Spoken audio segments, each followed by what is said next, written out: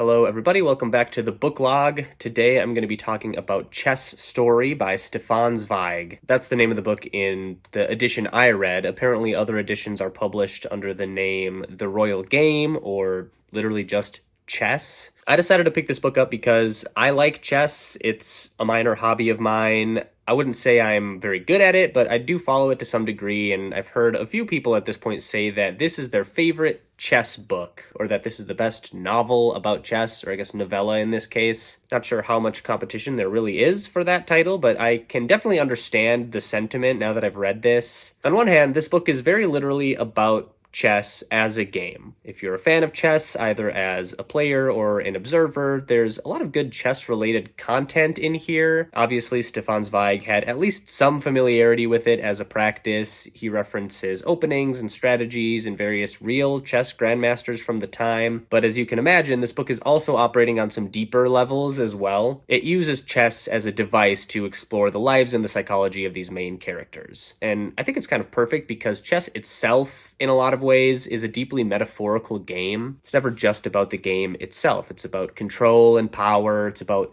logic versus emotion. I think in a lot of ways, chess ends up reflecting the way people think and struggle and cope. It's kind of like a mirror for the mind, and that's the aspect of the game that this story is most interested in. This book has an interesting framing device, which is that it takes place on a steamship that is sailing from New York to Buenos Aires in the early 1940s, which is when this book was written. The first-person narrator of the story is one of the passengers on this voyage, and he is informed that also present on the ship is famous chess grandmaster and current world champion Mirko Centovic. Centovic is what I think today we would call a chess savant. He's described as very quiet and antisocial and as having essentially no obvious qualities apart from his immense talent at chess. The narrator is kind of fascinated by this guy, so he and this other man aboard the ship, McConnor, try to organize a game against him. Centovic has a $250 per game fee, which McConnor pays, and they end up attracting the attention of enough people on the ship that the game ends up being a sort of simultaneous match where Centovic plays versus all of them. In a traditional simultaneous game, there are literally multiple chessboards, and the master goes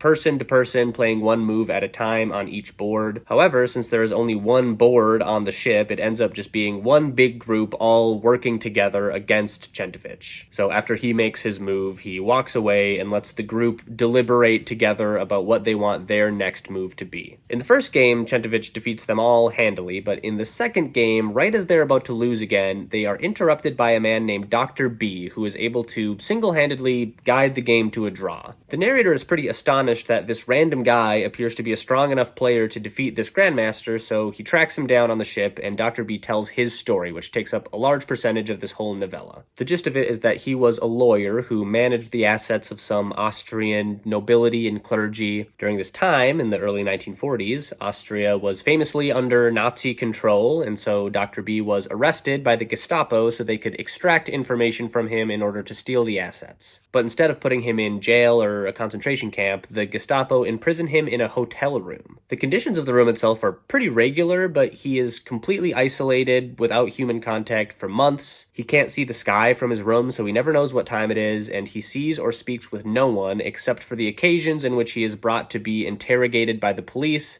before being returned to the boring room. Just when he's on the verge of completely losing his mind from boredom, he manages to steal a random book from one of the officer's coat pockets, and that book turns out to be an anthology or collection of famous chess games played amongst grandmasters. So over the next multiple weeks and weeks, he completely memorizes every move of every game until he gets to a point where he is able to perfectly visualize entire games in his head just by reading the chess notation. Once he exhausts all the content from the book, he decides to just play chess games against himself inside his own head. He just spends all day long pacing back and forth in his room, mentally playing chess games. He explains that it isn't really possible to play chess against yourself because so much of the game has to do with concealing things from your opponent or deceiving your opponent or predicting the behavior of your opponent, which you obviously can't do to yourself. So he has to somehow divide his psyche into two separate personas, white pieces and black pieces. His behavior becomes increasingly frantic and obsessive, and he slowly starts to lose contact with reality until he accidentally hurts himself and is able to escape his imprisonment by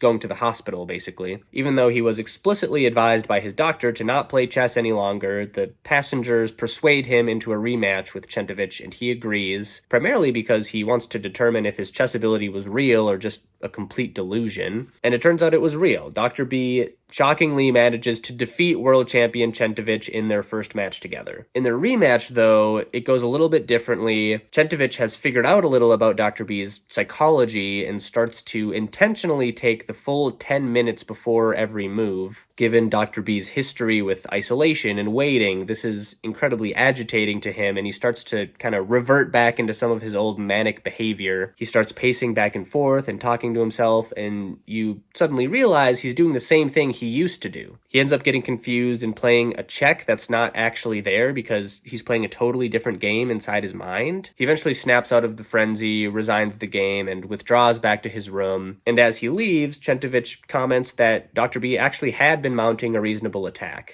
And that's pretty much the whole story. I think one of the best things it has going for it is that it's just incredibly concise. My copy was only 84 pages long, but with that, every element of the story feels so purposeful and well constructed and deliberate. It's also just very well written. I love the prose. I love the atmosphere. It feels timeless somehow, even though it's so clearly rooted in a specific time and place. It's a story about chess, but it's also this perfect allegory for the human condition. You have these two characters whose approaches to chess, and therefore their approaches to life, are on opposite extremes. Chentovich is cold and mechanical and single-mindedly obsessed, whereas Dr. B is intellectual and feverish and has turned chess into this almost desperate act of mental survival. So what unfolds between them is less a game than a psychological battle, and yet in their own ways, both of these guys are completely consumed by the same monomaniacal obsession. On the opposite ends of this spectrum, they are towing that line between genius and madness, and